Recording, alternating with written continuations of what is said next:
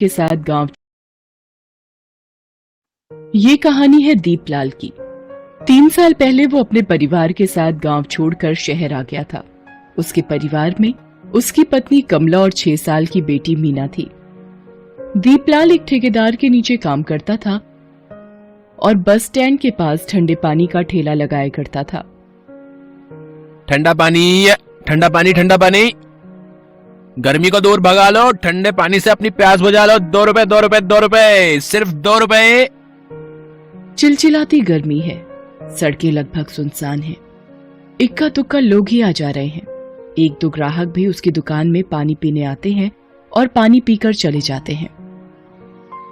लेकिन दीपलाल अपनी आवाज लगाना नहीं छोड़ता।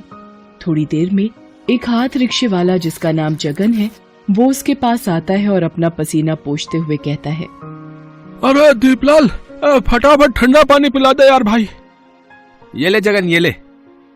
काम बहुत मंदा है दीपलाल। इस कोरोना बीमारी के कारण लोग बहुत कम नजर आ रहे हैं भाई। बहुत बुरा हाल है जगन भैया। सुबह से मात्र 20 रुपए कमाए हैं। कुछ समझ नहीं आ रहा, ऐसे में घर कैसे चलेगा।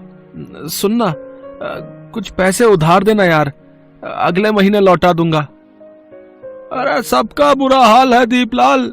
मेरे पास ये देख, मात्र 50 रुपए है। इसी में दाल और चावल खरीद कर ले जाना है।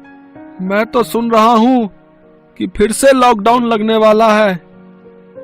अरे शुभ शुभ बोल यार, ऐसा हुआ तो सड़क पर आ जाएगा मेरा पूरा परिवार। तभी एक ग्राहक उसकी दुकान पर आया। वो मोबाइल से बातें करते हुए दीपलाल से पानी मांगता है और वो फोन पर बातें करने लगता है।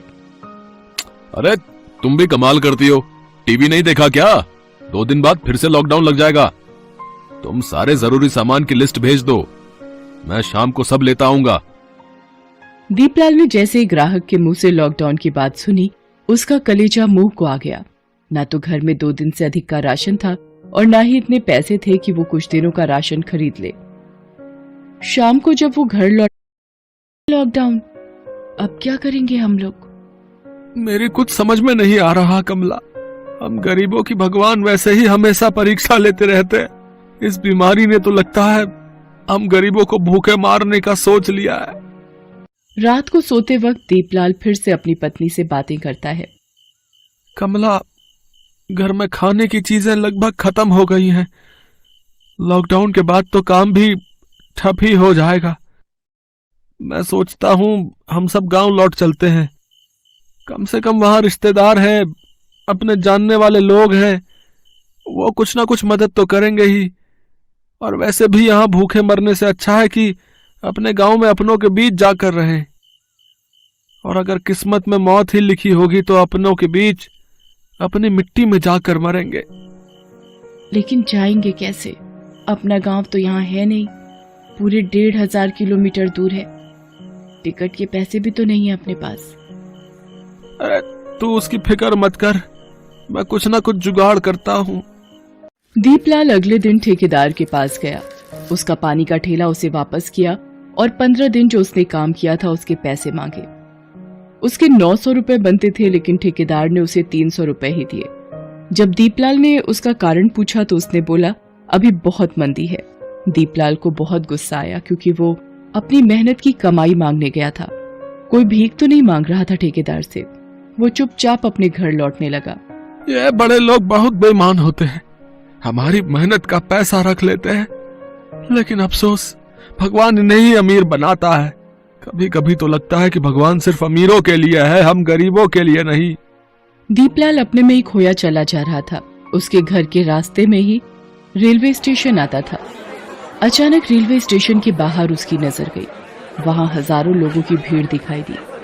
किसी ने हाथों में बक्सा तो किसी ने सिर पर पोटली रख रखी थी। उनमें से कई लोगों को वो जानता था। वो उसकी तरह ही प्रवासी मजदूर थे जो अपने अपने गांव से इस शहर में कमाने के लिए आए थे, लेकिन अब लॉकडाउन के डर से अपने घर वापस लौट रहे थे। तभी उस भीड़ में उसे जगन अपनी बीवी के साथ दिखाई दिया। दीपलाल भाई, बहुत भीड़ है यहाँ। पिछले 7 घंटे से टिकट के लिए खड़ा हूँ, लेकिन ना तो लाइन बढ़ती है और ना ही ये भीड़ कम होती है। लेकिन घर तो जाना ही है भैया। यहाँ रहकर क्या करेंगे भाई बताओ। हजारों की भीड़ और जगन की बात सुनकर दीपलाल ने मन ही मन एक फैसला लिया। सबसे पहले तो उसने बिस्किट के 15 पैकेट खरीदे, थोड़ा चूरा खरीदा और घर पहुंचा। वो जैसे ही घर में उसने प्रवेश किया, उसकी बेटी मीना उसके गले से लिपट गई। बाबा आ गए, पापा आ गए। फिर उसकी नजर बहुत सारे बिस्किट के पैकेट पर पड़ी। वो और भी खुश हो गई। बाबा, इतने सारे बिस्किट, सारे मेरे लिए हैं क्या? हाँ, लेकिन इसे अभी नहीं खाना है, इसे रास्ते में खाना है। हम लोग गांव जा रहे हैं। गांव? हाँ बाबा, चलिए ना, गांव मुझे बहुत अच्छा लगता है। वो ये कह ही रहा था कि उसकी पत्नी कमला आ गई। पैसों का इंतजाम हो गया जी, टिकट मिल जाएगा क्या? कमला, रेलवे स्टेशन, बस स्टैंड, यहाँ तक कि सड़कों पर हजारों की भीड़ खड़ी है, जो हर पल बढ़ती ही जा रही है। सभी अपने घर वापस लौटना चाहते हैं। ऐसे में हम भी वहां गए तो न जाने कितने घंटे हमें वहां इंतजार करना पड़ेगा। तो फिर कैसे जाएंगे? तब दीपलाल ने अपने घर में लगी साइकिल की ओर इशारा किया। मीना साइकिल की आगे वाली सीट पर बैठी और कमला पीछे। जो भी थोड़ा मोड़ा सामान था, कमला ने उसे पोटली में बांध कर रख लिया।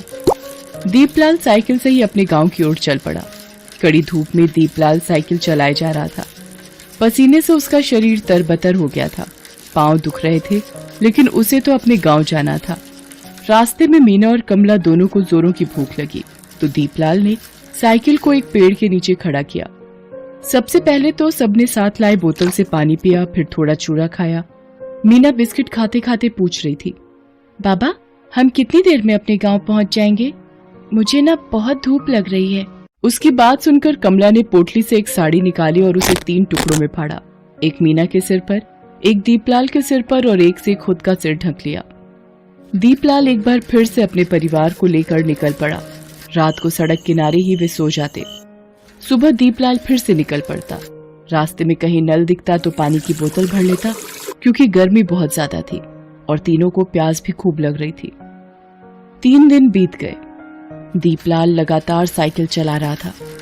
उसकी हिम्मत जवाब दे रही थी, हे ईश्वर, कुछ कर नहीं सकता तो कम से कम धूप तो कम कर दे। देख नहीं रहा कितनी गर्मी है। हमें गांव पहुंचना है ईश्वर, थोड़ी तो मेरे यार दीवानी लड़की तुझ पे मरती है, तेरा कंगना तो दया दिखा। गर्मी के कारण उसका सिर भी चकरा रहा था, लेकिन वो किसी भी तरह अपने घर पहुंचना चाहता था। इस बीच साथ लाए सारे खाने पीने की चीजें खत्म हो गई। मीना बार बार भूख भूख कह रही थी, लेकिन रास्ते में ना तो कहीं कोई दुकान खुली थी और ना ही जेब में पैसे थे जिससे वो कुछ खरीद पाता। रास्ते में पानी की बोतल भरता और वही खुद भी पीता और मीना को पिलाता। काश पानी से लोगों की भूख मिट जाती तो लोगों की बहुत बड़ी समस्या हल हो जाती। इस बीच चौथे दिन रास्ते में उसे पुलिस वालों की गाड़ी लगी दिखी। एक पुलिस वाले ने उसे रोका और डांटते हुए कहा, अरे अरे, कहाँ चल दिया इस तरह? तुझे पता नहीं लॉकडाउन लगा है? अपने गांव जा रहा हूँ साहब। गांव? कहाँ है तेरा गांव? अभयपुर है साहब। मजाक करता है तू हमसे? अभयपुर यहाँ है? अरे यहाँ से 800 किलोमीटर दूर है अभयपुर।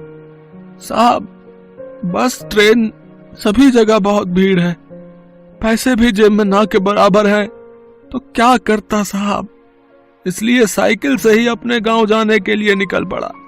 पुलिस वाले को उसकी बात पर अब भी विश्वास नहीं हुआ और उसने गुस्से में आकर उसे एक डंडा मार दिया। वो दूसरा डंडा मारने वाला था कि उसने देखा कि कोई उसके पैर पकड़कर बैठा है। वो मीना थी। साहब, मेरे पापा को मत मारिए ना, वो झूठ नहीं बोल रहे हैं। हम अपने गांव ही जा रहे हैं। पिछले 4 दिनों से वो लगातार साइकिल चला रहे हैं। वो बहुत थक गए हैं। भगवान के लिए उन्हें मत मारिए ना। ये कहकर मीना बेहोश हो गई। लगातार भूखे रहने और गर्मी के कारण उसका ये हाल हुआ था। पुलिस वाले को मीना की यह हालत देखकर उस पर दया आ गई।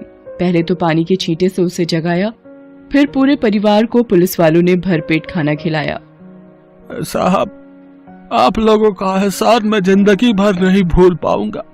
भूखे को खाना खिलाने से बड़ा पुण्य और क्या हो सकता है साहब। लेकिन अब हमें इजाजत दीजिए, हमें अपने गांव पहुंचना है। जरूर इजाजत देंगे, लेकिन अब तुम लोग साइकिल से अपने गांव नहीं जाओगे।